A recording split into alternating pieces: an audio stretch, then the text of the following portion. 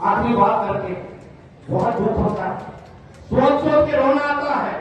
कई सारे लोग कहते हैं कि बोरलाल घर से पागल हो गया है, सेक्रेटरी साहब की नौकरी छोड़ के आ गया है, नेतागिरी कर रहा है, नेतागिरी के मोह है नहीं अभी। लेकिन मैं समाज के लिए सच्चा भक्त हूं, समाज की लड़ना लड़ता हूं, समाज के चुनाव में जाएंगे, कहीं जाएंगे, इसकी मुझे कोई परवाह नहीं है, लेकिन समाज के लिए मुझे जीना है, जितना बचा है। भैया जीना तो सब जी लेते हैं, लेकिन मरने के बाद में कौन याद करता है? जिसने समाज के लिए जिया, जिसने समाज के लिए लड़ा, जिसने पार्टी के लिए लड़ा, जिसने देश के लिए लड़ा, तब नाम और होते, ऐसे नहीं होते। बहुत समझता है। तो साथियों, ये जो मध्य प्रदेश की सरकार है, यह आपको भेद करना पड़ेगा, कहना पड़ेगा, नहीं करना हमको किसी से। जो मेरे समाज के खिलाफ है, हम उसके साथ में कभी नहीं हो सकते। सीधा सीधा दिखता है, बगैर पढ़े लिखे लोगों को भी दिखता है। एक सरकार आती है 9 अगस्त विश्व आदिवासी दिवस की छुट्टी की घोषणा करती है। ये 9 अगस्त कब चालू हुआ तो मालूम है आप लोगों को? मुझे बहुत खुशी हो रही है कि 9 अगस्त का कार्यक्रम संयुक्त राष्ट्र संघ ने 23 दिसंबर 1994 में घोषित किया था। महाराष्ट्र में जाते थे हम लोग 2006-07 में। 9 अगस्त 2010 को हमने खट्टी में मध्य प्रदेश में पहली बार विश्व आदिवासी दिवस का कार्यक्रम किया और उसके बाद निरंतर एक बड़ा एक करके 19 जिलों में कलेक्टर ने स्थानीय अवकाश की छुट्टी की घोषणा करी। सब लोग जानते हैं। और माननीय कमलनाथ जी की सरकार थी, प्रतिनिधिमंडल गए थे, उसमें से यहाँ पे भी बैठे हुए मेरे भाई, मुझे अंदर साल हो गया। डाटा और जानकारी हमने प्रस्तुत की थी और सार्वजनिक अवकाश की घोषणा हुई। इस दिवस को मनाने के लिए सरकार ने पैसा भी दिया, लेकिन ऐसा क्या हो सकता है जब दूसरी विचारधारा की सरकार बनती है तो इस दिवस की छुट्टी को कैंसिल कर देती है। आपका दोस्त कौन है, दुश्मन कौन है, आपको पहचानना है।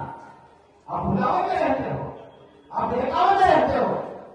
हमारे बीच में आकर के वो नागपुर में बैठे हुए लोग, आप लोगों को लगता है कि हम वोट देते हैं और शासन हमारे अनुसार चलता है। नहीं, आज की तारीख में नागपुर का इस प्रदेश और देश में कब्जा हो चुका है। वो आप लोगों को बांट रहा है इसके आधार पर। तो आपको चिंतन मंथन करना होगा, लड़ाई का सही मार्ग इख्तियार करना होगा। ठीक है, आप इकट्ठे होइए, नाले के नाम पे, नदी के नाम पे, अर्थात बारेला, भिरला, पटिया, गांव में बसावा। लेकिन जब बात आए आदिवासी समाज की अस्मिता की, सम्मान की, मान की, तब इकट्ठे हो जाइए, कर दीजिए उन्मूलन, मत रुकिए आप लोग। लेकिन ऐसा नहीं हो रहा, ये दुख की बात है। आज देश में जो माननीय सुप्रीम कोर्ट है, इस पर चर्चा होना चाहिए। निर्णय आया है वर्गीकरण का, कोटे के अंदर कोटा, क्रीमी लेयर का, और उसके बाद में जिसको एक बार रिजर्वेशन का बेनिफिट मिल गया उसको दोबारा नहीं मिलना चाहिए। कितने लोग जानते जजमेंट को? जान रहे होंगे तो समझ नहीं पा रहे होंगे। कई सारे लोग खुशियां मना रहे थे, हम जो चाहते थे वो हो रहा है देश में, और ये चिल्ला चिल्ला करके बोल रहे हैं, फिर भी हमको समझ नहीं आता है। ये सामने कर रहे हैं, फिर भी हमको दिखता नहीं।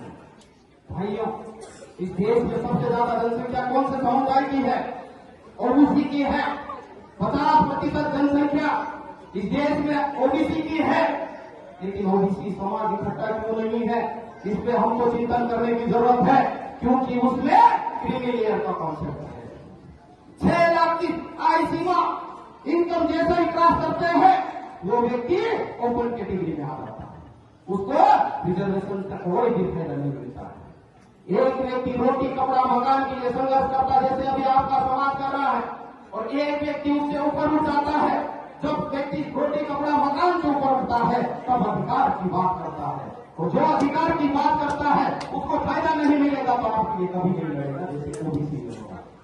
और यही बात मेरे आदिवासी समाज में, मेरे एसटी भाइयों में लाने का इस देश में कुचक्र रखा जा रहा है। इसके खिलाफ उबार आना चाहिए देश में। ठीक है, उन्होंने कह दिया, एक स्टेटमेंट जारी कर दिया, क्या जजमेंट बदल दिया, क्या पार्लियामेंट में कानून पारित कर दिया, क्या रिजर्वेशन को संविधान की 9वीं अनुसूची में शामिल कर दिया, नहीं किया तो फिर हमारी लड़ाई कहां पूरी हुई। और युवा साथी थे जो भटक रहे, उसके पीछे भी कारण सारे वक्ताओं ने बात बताई। मुझे बताओ, क्या आपकी डिग्री कंप्लीट हुई और उधर रोजगार मिल जाता?